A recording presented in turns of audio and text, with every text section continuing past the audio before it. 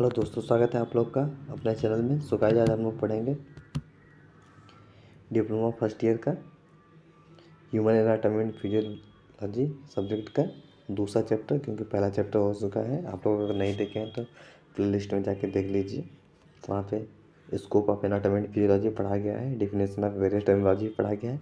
Chapter 2 की बात करते हैं, structure of cell, component and its function. हम लोग दूसरे चैप्टर में पढ़ेंगे स्ट्रक्चर ऑफ सेल्स, सेल्स के स्ट्रक्चर को पढ़ेंगे, एंड कंपोनेंट मतलब कि सेल में कौन से कंपोनेंट होते हैं, एंड इट्स फंक्शन, और उस कंपोनेंट का फंक्शन क्या होता है, इसको हम लोग पढ़ेंगे।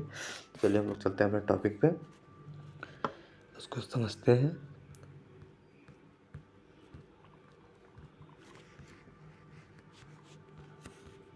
यहाँ से हम लोग का स्टार्ट होता है HAP चैप्टर 2। ठीक है, structure of cell. Structure of cells की बात करें, ठीक है। सेल पहले क्या होता है समझ लें। देखिए, सेल की खोज पहले जो हुआ था रॉबर्ट हुक ने किए थे। ठीक है, रॉबर्ट हुक एक साइंटिस्ट थे, उन्होंने किया था 1665 ईस्वी में। लेकिन वो डेड सेल यानी कि नॉन लिविंग सेल्स को आइडेंटिफाई किया था। जो 1670 या फिर कोई उसका सन याद मुझे नहीं आ रहा है, उस टाइम एंटोनियो वॉन लीवेनहॉक एक साइंटिस्ट थे। उन्होंने लिविंग सेल्स की, लिविंग जो सेल है उसकी फर्स्ट टाइम आइडेंटिफिकेशन की एंटोनियो वॉन लीवेनहॉक। ठीक है, उन्होंने लिविंग सेल्स की खोज की थी।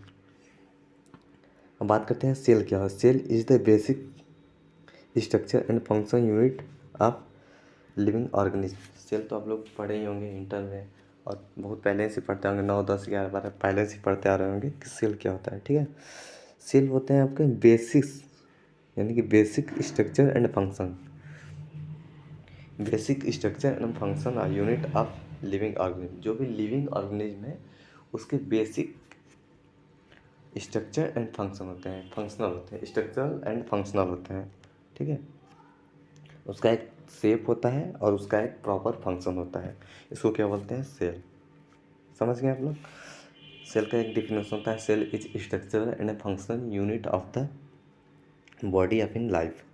ठीक है, बॉडी की संरचनात्मक एवं क्रियात्मक इकाई है सेल। ठीक, ये देखते हैं इसकी स्ट्रक्चर की बात करते हैं। ये इसका स्ट्रक्चर है। इसमें सेल मेम्ब्रेन जो कि इसका आउटर लेयर होता है। ठीक, इसमें बहुत से ऑर्गेनेल्स होते हैं, जैसे लाइसोसोम हो गया, साइटोप्लाज्म हो गया, इसका अंदर का लिक्विड होता है, फिर गोल्गी अपार्टस हो गया, सेंट्रोसोम हो गया, वैक्यूल्स हो गया, माइटोकॉन्ड्रिया हो गया। माइटोकॉन्ड्रिया को power house of the cells भी बोला जाता है, क्योंकि पूरे सेल्स को जब आप लोग खाना बंद करते हैं तो उस टाइम भी जिंदा रहते हैं ना, तो इसी के द्वारा होता है, माइटोकॉन्ड्रिया के द्वारा होता है। ठीक है, यही हमारे बॉडी को एनर्जी प्रोवाइड कराता है। ये प्रत्येक सेल्स में होते हैं। ठीक, ये सेल मेम्ब्रेन जो होता है ये आउटर कवर होता है, आउट मतलब बाहर से सेल को कवर किया रहता है। गोल्गी अपार्टस इसका भी फंक्शन होता है। सेंट्रोसोम ये सेल डिवीजन में मदद करता है। और आगे है ये आपका रफ एंडोप्लाज्मिक रेटिकुलम, न्यूक्लियस है। न्यूक्लियस जो कि जैसे हम लोग का बॉडी कंट्रोल करने के ब्रेन होता है, वैसे ही सेल को कंट्रोल करने के लिए क्या होता है, इसका न्यूक्लियस होता है। ठीक, फिर न्यूक्लियोलस हो गया जो सेल्स के अंदर पाया जाता है। ठीक है, स्मूथ एंडोप्लाज्मिक रेटिकुलम ये हो गया आपका स्मूथ एंडोप्लाज्मिक रेटिकुलम। और उसके बाद फिर और कौन सा है, हाँ, ये हो गया न्यूक्लियस मेम्ब्रेन। ये जो न्यूक्लियस मेम्ब्रेन है। ठीक है, चलते हैं इन लोगों को समझते हैं पहले, कौन से ऑर्गेनल्स का क्या काम होता है, क्या फंक्शन होता है। चलिए देखते हैं। इस स्ट्रक्चर को आप लोग प्रॉपर बना लीजिएगा। ठीक है, इस स्ट्रक्चर को आप लोग बना लीजिएगा, क्योंकि एग्ज़ाम में भी पूछता है। आप लोग इसको एग्ज़ाम में बनाएंगे तो बहुत अच्छा आप लोग को नंबर मिलने वाला है। ठीक, टाइप ऑफ सेल्स। सेल्स के भी टाइप होते हैं, प्रकार होते हैं। सेल्स कितने प्रकार के होते हैं ये समझ लेते हैं। पहला का prokaryotic cells. Prokaryotics, this are the cells which do not have an well developed nucleus. जो ये प्रोकैरियोटिक सेल्स होते हैं उसको कैसे पहचानते हैं, उसमें वेल डेवलप मतलब अच्छे से न्यूक्लियस डेवलप नहीं होता है। प्रो का मतलब होता है means before, and karyon means nucleus. Nucleus से पहले वाला जो सेल होता है उसको बोलते हैं क्या, प्रोकैरियोटिक सेल्स। मतलब कि न्यूक्लियस विकास होने से पहले जो सेल्स होते हैं उसको बोलते हैं प्रोकैरियोटिक सेल्स। ठीक है,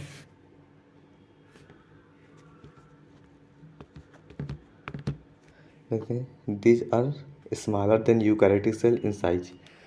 ये जो प्रोकैरियोटिक सेल्स होते हैं ये यूकैरियोटिक सेल से स्मॉल होते हैं साइज में। They are commonly found in bacteria, they have cell wall. जो प्रोकैरियोटिक सेल्स होते हैं उसमें क्या उनको जनरली वो किसमें commonly found in bacteria, bacteria में पाए जाते हैं। दे आर उसके पास सेल वॉल होता है, ठीक है। यूकैरियोटिक सेल्स की बात करें तो this are cells called have a well developed nucleus and other intracellular organelles like animal cells. जो यूकैरियोटिक सेल्स होते हैं इसमें क्या होता है कि इसमें वेल डेवलप न्यूक्लियस होता है, न्यूक्लियस अच्छे से डेवलप होता है। And intracellular organism like animal, मतलब कि इंट्रासेलुलर ऑर्गेनिज्म जितने भी हम लोग पढ़े थे, गाल्जी बॉडी, न्यूक्लियस, उसके बाद फिर smooth endoplasmic reticulum, rough endoplasmic reticulum, फिर सेंट्रियोल्स, लाइसोसोम, राइबोसोम, तो ये यूकैरियोटिक सेल्स में या फिर एनिमल सेल्स में ये प्रॉपर होते हैं, ठीक है। आगे देखते हैं कंपोनेंट ऑफ सेल्स।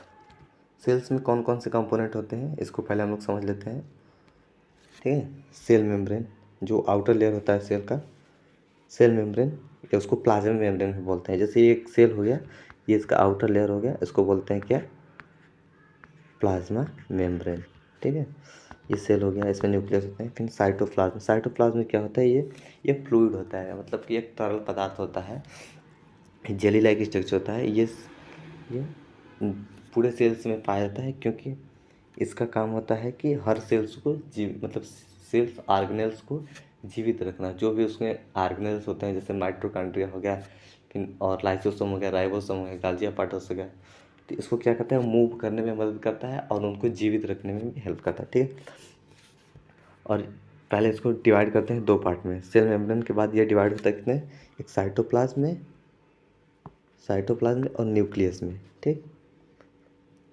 साइटोप्लाज्म में क्या क्या पाए जाते हैं, राइबोसोम पाए जाते हैं, एंडोप्लाज्मिक रेटिकुलम पाए जाते हैं, गोल्गी कॉम्प्लेक्स पाए जाते हैं, माइटोकॉन्ड्रिया पाए जाते हैं, लाइसोसोम पाए जाते हैं। और न्यूक्लियस के अंदर क्या क्या पाया जाता है, न्यूक्लियस सेल मेम्ब्रेन, वहाँ जो दो पार्ट में डिवाइड होता है, एक साइटोप्लाज्म में, एक न्यूक्लियस में। साइटोप्लाज्म पाए जाते हैं आपके ribosome, endoplasmic reticulum, Golgi complex, mitochondria, lysosome. और न्यूक्लियस के अंदर क्या क्या पाए जाते हैं, उसमें आपके डीएनए होते हैं। डीएनए आप जानते हैं, डीऑक्सी न्यूक्लिक एसिड, डीएनए का पूरा नाम होता है, जो कि एक जेनेटिक मटेरियल होता है, आगे आप लोग पढ़ेंगे। फिर उसके न्यूक्लियोलाई, मतलब कि ये न्यूक्लियस को कंट्रोल करता है। जैसे पूरे सेल को कंट्रोल करने के लिए न्यूक्लियस होता है, वैसे न्यूक्लियस को कंट्रोल करने के लिए क्या होता है, न्यूक्लियोलाई, ठीक है। ये फिर न्यूक्लियर मेम्ब्रेन होता है, फिर न्यूक्लियोप्लाज्म होता है। जैसे साइटोप्लाज्म होता है, वैसे न्यूक्लियस के अंदर जो फ्लूइड पाया जाता है उसको क्या बोलते हैं, न्यूक्लियोप्लाज्म बोलते हैं, ठीक। समझ गए आप लोग। आगे देखते हैं फंक्शन ऑफ सेल। सेल्स के फंक्शन को समझते हैं हम लोग। A cell perform various difference function, major of them are following. मतलब जो सेल्स होते हैं वो परफॉर्म करते हैं डिफरेंट फंक्शन, मतलब बहुत से फंक्शन परफॉर्म करते हैं। पहला क्या हो गया इसमें, क्या, मेटाबॉलिज्म। मेटाबॉलिज्म क्या होता है इसको सेकेंडरी में आप लोग पढ़ेंगे बायोकेमिस्ट्री में, लेकिन यहाँ पे हम लोग मोटे मोटा समझ लेते हैं कि मेटाबॉलिज्म क्या होता है। Cell perform various metabolism, making a new product और breaking down a product, function like energy production. Metabolism होता है कैटाबॉलिज्म एंड एनाबॉलिज्म। या तो कोई भी सब्सटेंस है वो तो या टूटेगा या फिर जुड़ेगा। टूट रहा है तो भी एनर्जी प्रोवाइड कराएगा और जुड़ रहा है तो भी एनर्जी प्रोवाइड कराएगा, ठीक है। मेटाबॉलिज्म दो शब्द होते हैं, मतलब मेटाबॉलिज्म के दो टाइप होते हैं, एक कैटाबॉलिज्म होता है, एनाबॉलिज्म। सेकेंडरी में आप लोग अच्छे से पढ़ेंगे। यहाँ पे समझ लीजिए कि किसी भी चीज़ का प्रोडक्ट या फिर न्यू प्रोडक्ट का बनना या फिर ब्रेक डाउन होना। अब function like energy production, energy production के लिए मतलब एनर्जी बनाने के लिए किसी भी प्रोडक्ट का बनना या फिर ब्रेक डाउन होना क्या कहलाता है, मेटाबॉलिज्म, ठीक। ब्रेक डाउन होगा तो भी एनर्जी देगा और फिर जुड़ेगा, मतलब नया प्रोडक्ट बनेगा तो भी एनर्जी देगा, ठीक है। नेक्स्ट की बात करते हैं, ये सेल्स में होते हैं, ठीक है। ग्रोथ एंड डेवलपमेंट, ग्रोथ और डेवलपमेंट में मदद करते हैं सेल ही। Cell take part in growth and development of an living organism by increasing in number और by the increasing its size. मतलब क्या होता है, ग्रोथ एंड डेवलपमेंट में मदद करते हैं उनके इनके साइज बढ़ते हैं, इनके नंबर भी इंक्रीज होते हैं। ठीक है, सेल डिवाइड होते रहते हैं, इसलिए इनका नंबर बढ़ता है और सेल ग्रोथ भी करते रहते हैं, इसलिए क्या होता है, साइज बड़ा होता है एंड नंबर भी बढ़ते हैं। ठीक है, थर्ड बात करें energy production. Energy, ATP, adenosine triphosphate. इस एटीपी का फुल फॉर्म होता है एडिनोसिन ट्राइफॉस्फेट। ये हमारे माइटोकॉन्ड्रिया के अंदर एनर्जी के रूप में रहता है। ठीक है, यही एनर्जी का सोर्स होता है। ATP is produce ATP is produce by cell in mitochondria. Mitochondria ठीक है, एटीपी हमारे सेल में, हमारे जो माइटोकॉन्ड्रिया सेल के जो ऑर्गेनेल्स है माइटोकॉन्ड्रिया, उसमें एटीपी के रूप में एनर्जी प्रोडक्शन होता है एटीपी के फॉर्म में। माइटोकॉन्ड्रिया के द्वारा एटीपी का प्रोडक्शन होता है और वो क्या होता है, एनर्जी का काम करता है। ठीक है, हमारे सेल्स के लिए। नेक्स्ट देखते हैं protein synthesis. Protein are made by cells. जो हमारे सेल्स में प्रोटीन सिंथेसिस होता है, अमीनो एसिड जो होते हैं ना, इसेंशियल और नॉन इसेंशियल, उसको मिला के क्या होता है, आरएनए के साथ जुड़ के होता है प्रोटीन सिंथेसिस होता है। ठीक, आगे आप लोग पढ़ेंगे, अच्छे से पढ़ेंगे, यहाँ सिर्फ मोटी मोटा समझ लीजिए आप लोग। फिर नेक्स्ट देखते हैं transportation of energy and other substance to other cells. Transportation of energy and other substance to other cell, मतलब क्या होता है कि एक सेल्स के द्वारा ट्रांसपोर्टेशन, मतलब कि एनर्जी एक सेल से दूसरे सेल्स को प्रोवाइड किया जाता है। जैसे किसी के पास नहीं होता है, आपके दोस्त जैसे हो गए, उनके पास कोई नोट्स नहीं है, तो आप क्या करते हैं, अपना नोट्स उनको देते हैं, प्रोवाइड कराते हैं। वैसे क्या होता है, सेल्स के अंदर भी होता है सेम। अगर किसी सेल्स को सेल एनर्जी की आवश्यकता पड़ गई, तो क्या दूसरा सेल्स क्या करता है, उनको एनर्जी प्रोवाइड कराता है। ठीक, मतलब एक दूसरे से कंजुगेट, मतलब वो एक दूसरे से जुड़ के ही अपना फंक्शन शो करते हैं और बॉडी को ग्रोथ एंड डेवलपमेंट में मदद करते हैं। ठीक है, नेक्स्ट देखते हैं आपका। नेक्स्ट है fight against infection. Cell play an important role in the protective body from pathogens activity, WBC। ठीक है, फाइट अगेंस्ट इन्फेक्शन, मतलब जो हमारे बॉडी के अंदर इन्फेक्शन होता है या फिर कोई भी फॉरेन पार्टिकल्स आ गए हमारे बॉडी के, जैसे वायरस, बैक्टीरिया, फंगल या फिर और माइक्रो ऑर्गेनिज्म जैसे प्रोटोजोन्स, चाहे वार्म हो गए कोई भी, अगर हमारे बॉडी के अंदर आ जाते हैं तो उनसे क्या करते हैं, हमारे सेल्स फाइट करते हैं। ये WBC है, ये ब्लड का पार्ट है। WBC यानी कि वाइट ब्लड सेल्स होते हैं। ये क्या करते हैं, उस इन्फेक्टेड को या फिर वो फंगल पार्टिकल को या फिर वायरस, बैक्टीरिया जो भी है, उसको क्या करते हैं, उसके अगेंस्ट फाइट करते हैं, मतलब उससे लड़ते हैं और उसको मारकर हमारे अपने बॉडी से बाहर कर देते हैं। ये होता है हमारे सेल्स का काम। ठीक है, नेक्स्ट है production of hormones. Cells produce hormones which carry signal to tissue to perform their work. क्या कहते हैं, हमारे सेल्स, कुछ सेल्स होते हैं जो कि हार्मोन्स का प्रोडक्शन करते हैं और क्या करते हैं, कैरी सिग्नल को कैरी करते हैं और परफॉर्म, जो वर्क करते हैं हम लोग उसको परफॉर्म करते हैं। ठीक है, सेल्स का बहुत सा रोल होता है हमारे, समझ लीजिए कि पूरी बॉडी जितने बनी हुई है वो मिलियंस या फिर बिलियंस, कितने बिलियंस से मिलकर बनी हुई है। ये सबका, हर सेल्स का अलग अलग फंक्शन होता है, कोई हार्मोन्स, कोई एंजाइम, कोई क्या ऐसे ही प्रोड्यूस करते हैं और हमारे बॉडी को मेंटेन किए रहते हैं।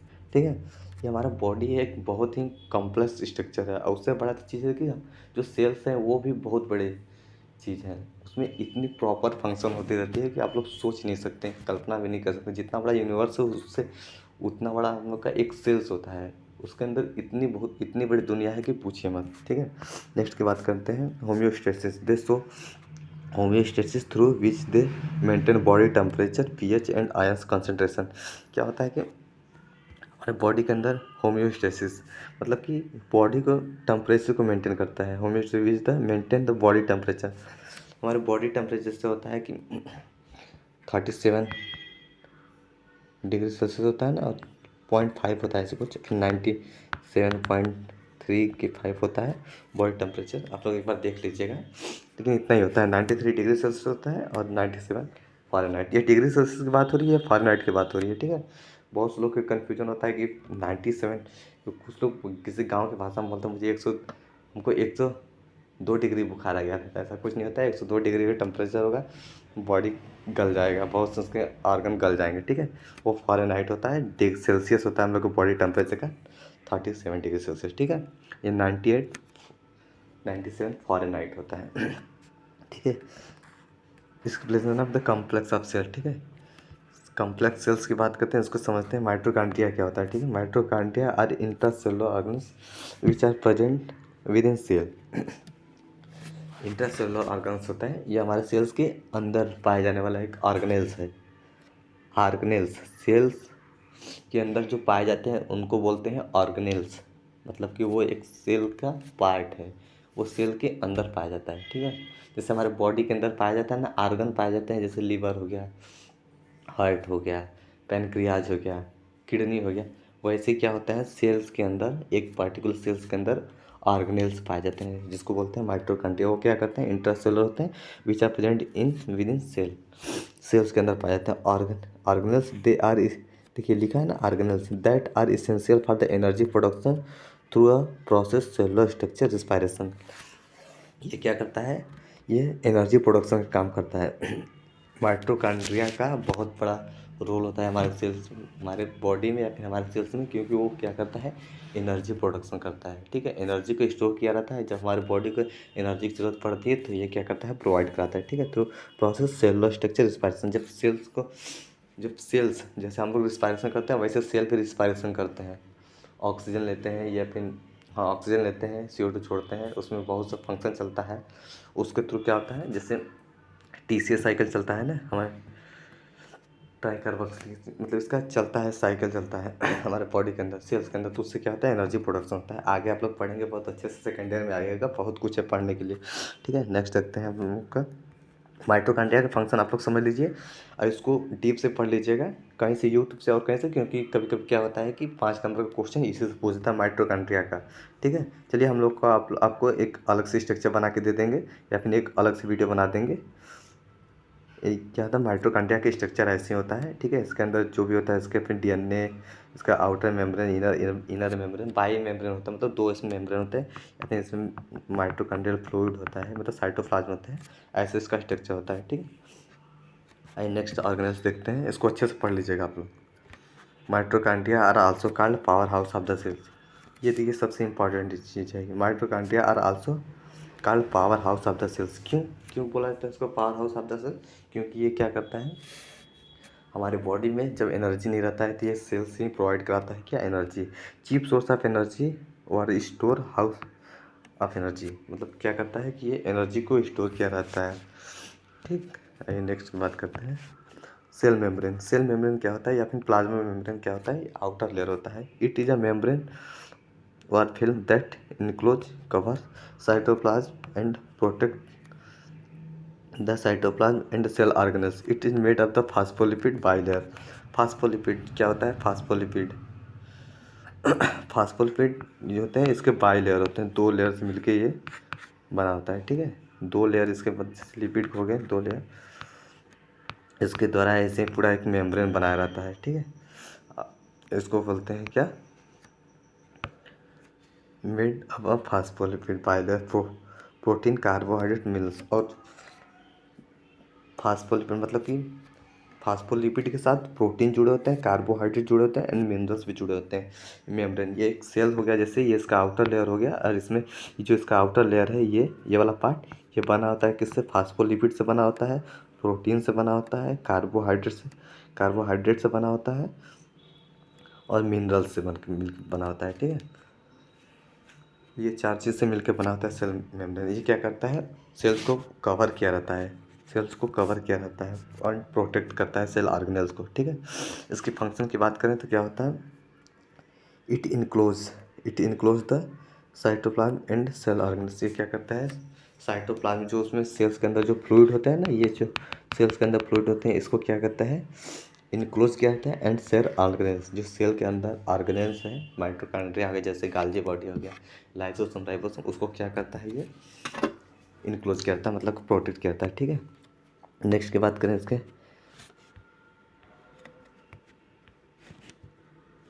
B, it permitted some molecules to pass through and they prevent some. और इसकी खास बात होती है कि ये मतलब किस परमिटेड, मतलब कुछ ही ऐसे सेलेक्टेड चीज़ होते हैं जिनको वो परमिशन देती है अंदर आने के लिए। जैसे गेट पे होते हैं ना गार्ड, कॉलेज में आप लोग देखेंगे गेट पे गार्ड होते हैं, वो क्या करते हैं कि जिनके पास ID कार्ड होती है उन्हीं को अंदर जाने देते हैं, जिसको नहीं होती ID कार्ड उनको भगाते हैं, वैसे इनका होता है। ये कुछ सेलेक्टेड चीज़ को ही अंदर आने देती है और उसके अलावा और किसी को अंदर आने नहीं देता है। ठीक, इसका भी एक अलग ही फंक्शन होता है। ठीक है, और नेक्स्ट की बात करें to provide protective and safe to cell, मतलब ये सेल्स को प्रोटेक्ट करता है एंड उसको एक सेफ प्रोवाइड करने में मदद करता है। ठीक है, नेक्स्ट की बात करें न्यूक्लियस। न्यूक्लियस क्या होता है? न्यूक्लियस इज स्फेरिकल, मतलब राउंड, ये गोलाकार एक स्ट्रक्चर होता है। सिर्फ इंट्रासेलुलर ऑर्गेनेल्स, मतलब सेल्स के अंदर एक, ये जैसे माइट हो गया, तो ये एक गोलाकार स्ट्रक्चर होता है, इस सेल्स के अंदर पाया जाता है। Intracellular organelles which has nuclear membrane, nucleoplasm and DNA. इसके पास इसका खुद का मेम्ब्रेन होता है, इसके पास इसका खुद का न्यूक्लियोप्लाज्म होता है, यानी कि फ्लूइड होता है, और उसके अंदर क्या होता है? डीएनए भी पाया जाता है।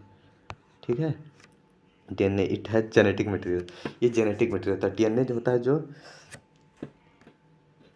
डाईऑक्सी राइबोज न्यूक्लिक एसिड, जो डीएनए होता है, इसका फुल फॉर्म होता है, ये क्या होता है? जेनेटिक मटेरियल होता है। जेनेटिक मटेरियल का मतलब होता है कि ये मैसेज को, जैसे मैसेज को एक जनरेशन से दूसरे जनरेशन में ले जाता है। जैसे कि बहुत सा होता है ना कि माता पिता के लक्षण बच्चों में दिखते हैं, या फिर उनके दादा दादी से, या फिर भाई बहन से मिलते हैं, ये क्या होता है? ये डीएनए के ही द्वारा होता है। ठीक है, ये डीएनए के द्वारा एक लक्षण को एक जनरेशन से दूसरे जनरेशन में ले जाते हैं। ठीक, इसके फंक्शन की बात करें न्यूक्लियस की, तो क्या होता है?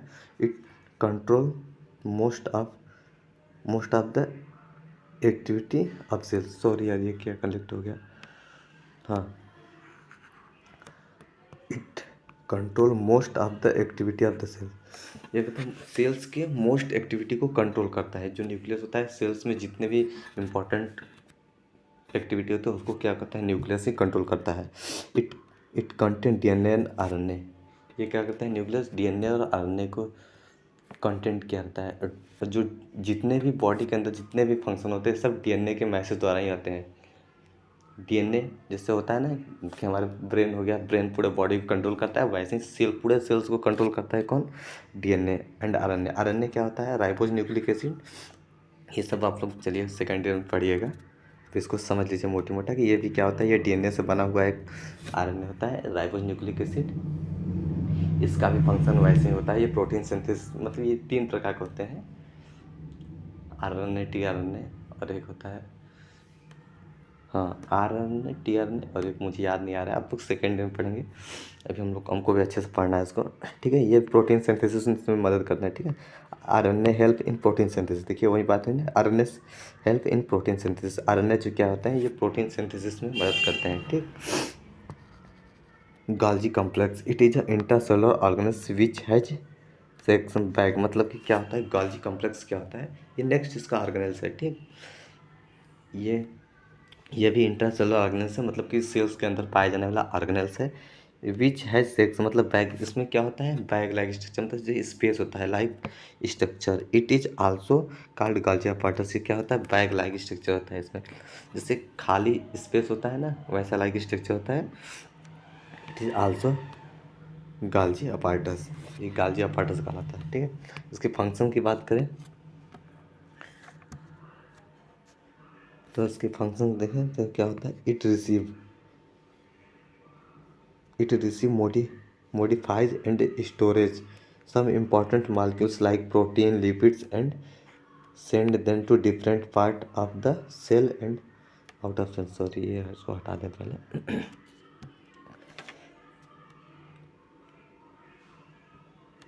ऐसे समझिए, it receive modifies and storage some important molecules like protein, lipids, and send them to different part of the cells and out of cells। ये क्या करता है? स्टोर किया रहता है किसको? प्रोटीन्स को, लिपिड को, and send them other different part. और ये क्या करता है? सेंड करता है डिफरेंट पार्ट में, जहाँ पे ज़रूरत पड़ती है प्रोटीन और लिपिड्स की, वहाँ पे क्या करता है? सेल्स के आउटर, मतलब अदर पार्ट को क्या करता है? ये आउट ऑफ सेल्स, मतलब सेल्स के बाहर भी ये क्या करता है? सेंड करता है। क्या? गोल्जी कॉम्प्लेक्स, जो गोल्जी कॉम्प्लेक्स है, ये क्या करता है? प्रोटीन और लिपिड्स को क्या करता है? स्टोर किया रहता है, और सेल्स के बाहर जब इसकी ज़रूरत होती है तो क्या करता है? सेंड करता है। ठीक है, दूसरे वर्क के इस वर्क लाइक है पैकेजिंग एंड डिस्ट्रीब्यूशन सेंटर। मतलब इसका फंक्शन क्या होता है? देखिए इसका फंक्शन क्या है? Packaging and distribution. ये क्या करता है? प्रोटीन को और लिपिड को क्या करता है? पैकेज किया रहता है, मतलब पैक करता है, और उसके जहाँ जरूरत पड़ती है वहाँ पर क्या करता है? ये डिस्ट्रीब्यूटिंग करता है, मतलब कि डिस्ट्रीब्यूट करता है, वहाँ पे दे देता है, ठीक है, भेज देता है। नेक्स्ट देखते हैं लाइसोसोम। लाइसोसोम क्या होता है? लाइसोसोम एक छोटा छोटा ये होता है, इसको सुसाइड बैग के नाम से जाना जाता है। ऐसे ऐसे स्ट्रक्चर होते हैं, आप लोग सेल्स में देखे होंगे। लाइसोसोम सुसाइड बैग के नाम से इसको जानते हैं, क्यों? क्योंकि ये बहुत ही खतरनाक होता है। देखिए क्या होता है, दीज आर इंट्रासेलुलर ऑर्गेन्स, ये भी इंट्रासेलुलर ऑर्गेन्स मतलब सेल के अंदर पाए जाने वाला ऑर्गेन्स है, ठीक है। विच हैव डाइजेस्टिव एंजाइम, इसके अंदर डाइजेस्टिव एंजाइम होते हैं, क्या कहते हैं, that help in intracellular digestion. ये मदद करता है किसमें? इंट्रासेलुलर डाइजेशन में मदद करता है। सेल्स के अंदर चीज़ जो भी जैसे वेस्ट मटेरियल हो गया, उसको क्या करता है, डाइजेस्ट करने में मदद करता है। They do phagocytosis. फाइगोसाइटोसिस ये क्या करता है? फाइगोसाइटोसिस मतलब सेल्स में जितने भी एक्स्ट्रा मटेरियल होते हैं, सॉरी एक्स्ट्रा नहीं, उसको वेस्ट मटेरियल बोल सकते हैं, उसको क्या कहता है? फाइगोसाइटोसिस कहता है। Some time they boost out of damage the whole cells. कभी कभी क्या होता है कि ये बूस्ट होता है, ज़्यादा बढ़ जाता है, तो हमारे पूरे सेल्स को क्या करता है? Whole cell damage the whole cells, मतलब पूरे सेल्स को क्या करता है? डैमेज करता है, ठीक है। 100 ऑफ लाइसोसोम में भी present in a single cells, मतलब 100 के लगभग में लाइसोसोम क्या होते हैं? प्रेजेंट होते हैं एक सेल्स में। आगे देखते हैं एंडोप्लाज्मिक रेटिकुलम क्या होता है। Endoplasmic reticulum it is a folded chain of membrane whose one side connected to cell membrane and other end connected to the nuclear membrane। क्या होता है कि एंडोप्लाज्मिक रेटिकुलम ये एक साइड जो होता है इसका, मतलब ये ऐसे होता है एंडोप्लाज्मिक रेटिकुलम, ऐसे इसका स्ट्रक्चर होता है, एक दूसरे से जुड़े होते हैं, आप देखे होंगे सेल्स में ऐसे होते हैं। तो ये क्या होता है, सॉरी, ये ऐसे जुड़े होते हैं, ऐसे छोटे से। तो ये एक साइड इसका न्यूक्लियस से जुड़ा होता है और एक साइड इसका न्यूक्लियस से सेल मेम्ब्रेन से जुड़ा होता है। ये बोल रहे हैं यहाँ पे, वो जो one side connected to the cell membrane and other connected to the nucleus membrane. ये इसका एक सिरा न्यूक्लियस से जुड़ा होता है, एक सिरा क्या होता है? प्लाज्मा मेम्ब्रेन से जुड़ा होता है, ठीक है। और उसके जुड़ा होता है उससे। It is a like a busy factory and transportation center. It is two type. ये क्या होता है, ये एक तो जैसे फैक्ट्री नहीं होता है, फैक्ट्री होता है, वैसे ही बीजी होता है फैक्ट्री जैसा, जैसे फैक्ट्री में वर्क चलता है, वो मैन्युफैक्चरिंग होती है ना, वैसे ही ये भी होता है, ठीक है। ट्रांसपोर्टेशन सेंटर, ये भी ट्रांसपोर्टेशन, ये मतलब मैन्युफैक्चर करता है और डिस्ट्रीब्यूट करता है, ठीक। इट इज़ टू टाइप, ये दो प्रकार के होते हैं। कौन कौन? पहला का होता है रफ सरफेस एंडोप्लाज्मिक रेटिकुलम। देख ले, जो ये एंडोप्लाज्मिक रेटिकुलम है, इसको आप लोग समझ लीजिए एक बार, ये एग्जाम में पूछता भी है, ठीक है। ये दो प्रकार के होते हैं। अगर अगर यहाँ पे बात करें हम एंडोप्लाज्मिक रेटिकुलम के, अगर सरफेस पे, इसके सरफेस पे अगर छोटे छोटे दाने हैं, ठीक है, तो इसको बोलते हैं स्मूथ एंडोप्लाज्मिक रेटिकुलम। सॉरी, ये रफ हो गया, खुरदुरा, ठीक है। और ये स्मूथ, जिस पे नहीं होता है उसको स्मूथ बोलते हैं, जिस पे होते हैं छोटे छोटे दाने, इसको बोलते हैं क्या? रफ। क्योंकि ये राइबोसोम होते हैं। राइबोसोम क्या होते हैं? ये 50S और 30S मिलके, मतलब सब यूनिट से मिलके बने होते हैं। ये प्रोटीन सिंथेसिस में मदद करते हैं, ठीक। और ये जो होता है ये दो प्रकार के होते हैं। ये हो गया आपका स्मूथ एंडोप्लाज्मिक रेटिकुलम, SER बोलते हैं, इसको बोलते हैं RER, ठीक है, रफ एंडोप्लाज्मिक रेटिकुलम, ठीक। समझ लिए, like factory busy transport two type के, मतलब दोनों आप लोग समझ लिए। फिर रफ सरफेस एंडोप्लाज्मिक रेटिकुलम क्या होता है? ये in this endoplasmic reticulum are present on the surface like tiny dots, मतलब छोटे छोटे डॉट्स में, which makes the surface rough. इसके सरफेस क्या होता है? रफ होते हैं, ठीक। This ribosome make protein, they are like worker in factory. यह क्या होते हैं? जो छोटे छोटे बात हो रही है उसके ऊपर जो चिपके होते हैं, वो क्या होते हैं? राइबोसोम होते हैं, प्रोटीन्स के पार्ट होते हैं। They are like work in factory, जैसे कि वर्कर्स फैक्ट्री में वर्क नहीं करते हैं, वैसे इनका भी काम होता है। और उसके बाद नेक्स्ट देखते हैं, स्मूथ सरफेस एंडोप्लाज्मिक रेटिकुलम क्या कहते हैं? In this endoplasmic reticulum are not present on the surface, this smooth involve in the making lipids and breaking down of toxic substance. क्या होता है कि ये इंडोप्लाज्मिक रेटिकुलम जो दूसरा वाला जिसके सरफेस पे राइबोसोम नहीं होता, क्या करते हैं, lipid and breaking down of toxic substance. Lipid और टॉक्सिक सब्सटेंस जो होते हैं उसका क्या करते हैं, ब्रेक डाउन करते हैं। ठीक है, यहाँ से क्वेश्चन है। ये आपका दूसरा चैप्टर खत्म हो गया। अगर वीडियो पसंद आए तो वीडियो को लाइक कर दीजिएगा, क्योंकि आपको इस चैनल पे ऐसे ही नए नए वीडियो मिलते रहेंगे, तो आप लोग चैनल को सब्सक्राइब भी कर लीजिएगा। अगर आप लोग को PDF चाहिए तो आप लोग को PDF में मिल जाएगा, बताएंगे नेक्स्ट वीडियो में। तब तक बाय बाय, मिलते हैं नेक्स्ट वीडियो में।